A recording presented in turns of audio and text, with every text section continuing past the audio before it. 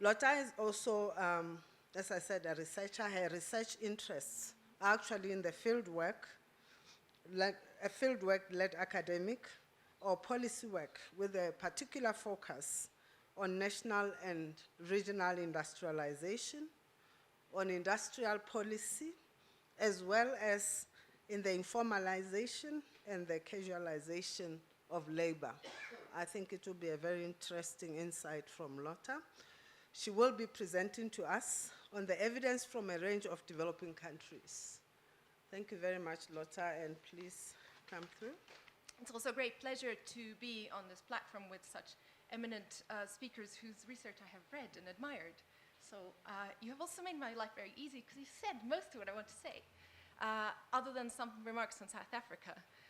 But I think they need to be said again, because one of the things that I'm going to add to the layers of brainwashing that's taking place here is evidence from Asia. And oh, by the way, the too many MSCs was because you might have a degree from LSE, which is the School of Economics, but you can't do a PhD if you have a degree in management on economics. So I had to do another one in order to be able to stand here and say, I still don't know that much, but at least I now can say that with authority. Right, so I may be preaching to the converted, but my starting premise is precisely what's already been layered on the case of UK and in the case of Latin American countries, that the evidence from Asia doesn't show that there is a significant disemployment effect. And I think we need to be more controversial than that, actually to say this focus on fear of employment loss is the wrong way to think of minimum wages. And so I want to draw some specific examples from the Asian cases and then look at what does this mean for setting policy, setting a minimum wage. So to cover 4 areas, fortunately some of these references have already been seen, I'm going to highlight from some of the evidence on Asia and comment on some of these patterns and trends, and to an extent effectively confirm what is being seen in the other studies, in the other presentations, and then to step away from that and say there is a limit to which one can draw from other country studies, and that we must actually look at the specific context, in this case of South Africa, to begin to understand how and where and what are the implications for setting a national minimum wage. So this you have seen and heard before, but I'm going to say it again. The evidence on the impact of minimum wages is mixed. There are positive and negative effects. The negative effects are, in very many of the cases, small, so small that they are economically insignificant. You might have a negative sign, but if the responsiveness or sensitivity is in the 0.01%, this is not meaningful for policy making. They may be difficult to detect, and or they may be statistically insignificant. What's more interesting is that looking through, and what we've done with my colleague, and I should have mentioned this up front, this has been a joint work with my colleague Mapefo Sipula, who's I at least have not seen yet here today, but she will hopefully be joining, is to trawl through the existing literature, in particular on developing countries, to see if there's a pattern. And what is emerging is that, yes, there are certain groups, as we've heard earlier, youth, female labor, informal, that may be disadvantaged by the introduction of minimum wages. These effects are very different across countries. They're even very different within countries, and even different within one study on the same country. So we're getting a picture where the story is told the way you want it to tell, which suggests that we should actually look at the case of South Africa specifically, rather than drawing on these universal conclusions. There are none. And the third point I want to make is that this focus on wages and employment almost obscures other factors, makes it sound like wage costs are the significant factor, when there are other forms of adjustment that enterprises can make, as we've just heard, but also other policies that matter, that complement and that can help boost the positive effects of minimum wages, and in some cases mitigate if there are adverse effects. and these need to be unpacked. So this is what I want to do then. And there was this fantastic graph put forward by Harun Borat from University of Cape Town, which did a comparison of different elasticities across countries. And it basically went like this. So some countries had high responsiveness, some countries had low responsiveness. And I started to look at the data behind it. And I'm going to draw your attention to the Indonesia. I don't know if you can see it, but these two areas. And what I put here is that within one study, so if we take the first one on Indonesia on the left, we get a range of sensitivities. So the red bar is how far south does it go, how negative can the effect be, and the blue bar is how positive the effect can be. And these, each pair, if you like, is one study, one data set, one set of authors. And we see that range of responses, if you like, which suggests that we need to be very careful about saying there's a negative effect or a positive effect when within the same data set, within the same study, we're getting this range of effects. I would have put more, but the story is very similar across many countries. So then I'll give you some examples from China and Indonesia to show what is happening underneath this. And this is where it becomes really interesting, because now we start to see where is the effect in terms of the subgroups of labor, the female, the different age groups, the different skills, informal, formal, different sectors, etc. I'm not going to go through all of it. You can have access to the slides afterwards, and these are existing available studies. But I want to draw your attention to some of the findings I thought were quite unexpected. So for China, this is from Wang and Gunderson, 2010. Their overall finding is a positive effect. This is in direct contrast to findings of Fang and Lin, more or less the same period of time in the 2000s, whose overall findings are negative. And Wang and Gunderson find that there is a difference between whether you're looking at a state-owned enterprise or a private enterprise. There's a difference between the regions, so east, central, and west regions of China. And there's evidence that enterprises respond differently when there is fear that there is a labor supply constraint, or that wages at too low level will put pressure on the ability to actually sustain agriculture and sustain food production in the entire population. Most of the effects that I'm displaying here are statistically significant at 5%, some are at 10%, but they are all statistically significant.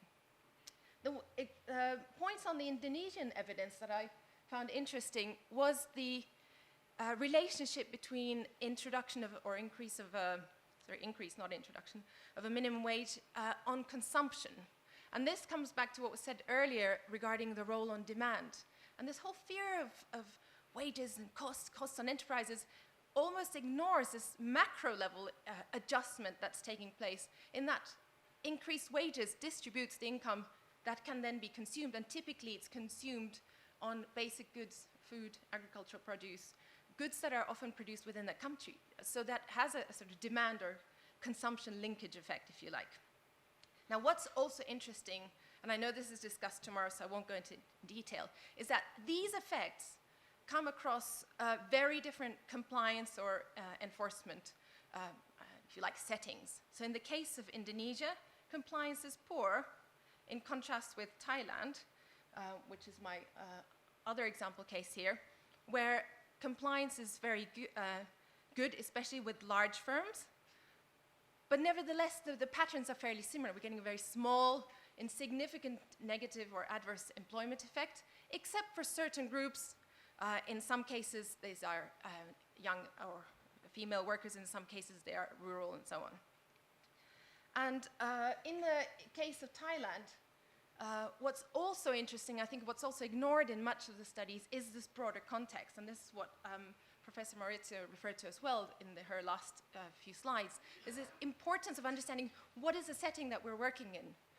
And in the case of Thailand, one of the important features is very low unemployment, fairly similar level of informality in the economy, so about 40%, similar to China, similar to South Africa, similar to Indonesia, but different effects.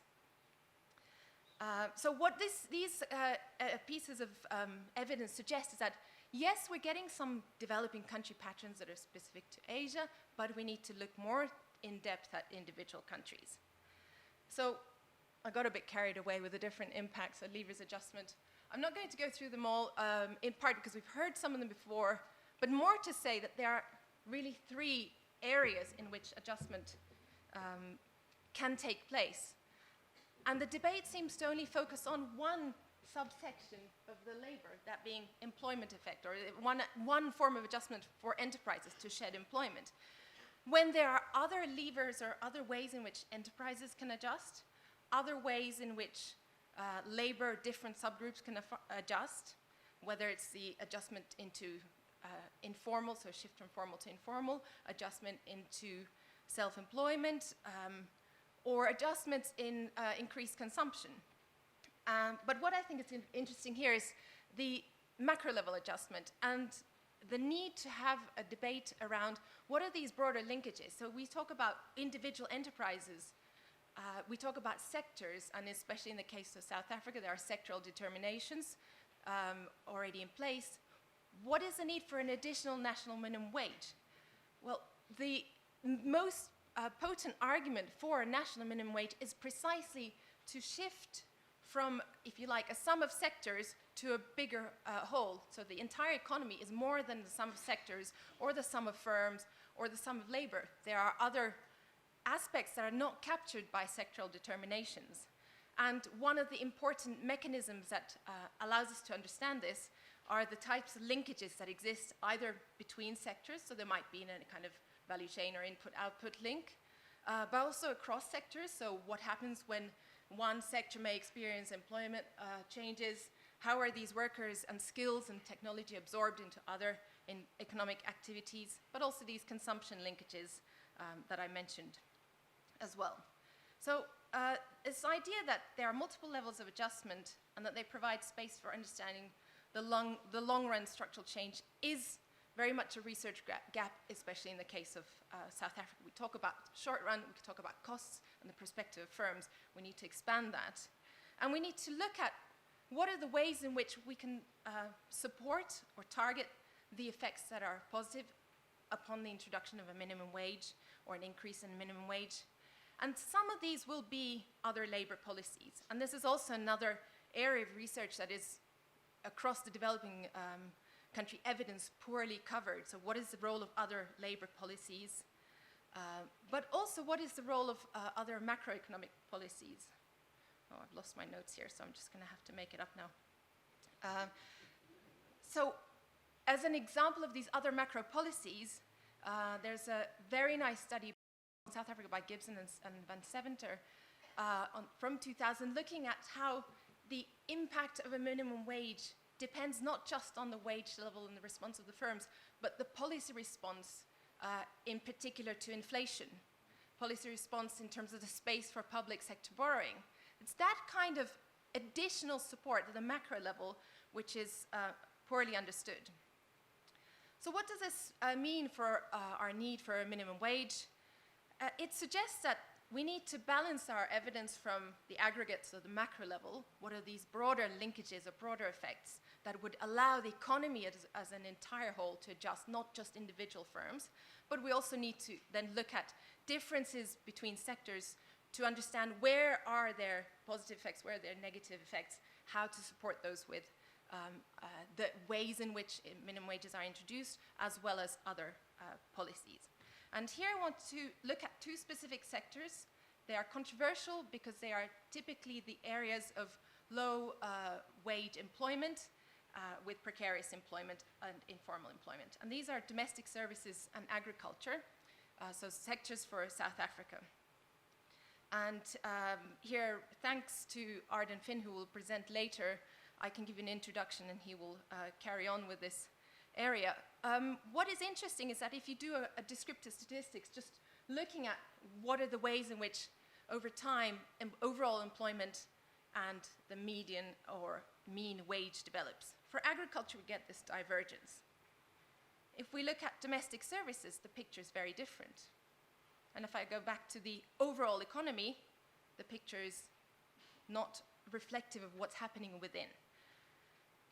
So what is interesting here is that we must then understand what is happening at the aggregate level to look at the overall effect of the minimum wage and the different types of adjustment, not just the employment adjustment and the focus on costs, wage costs in particular, but we must look at other adjustment levels for enterprises, for labor, and at the macro level. And this means looking at what are the complementary policies to support, and again at these different levels. And I think I'll stop there. I'd like to say thank you and take questions.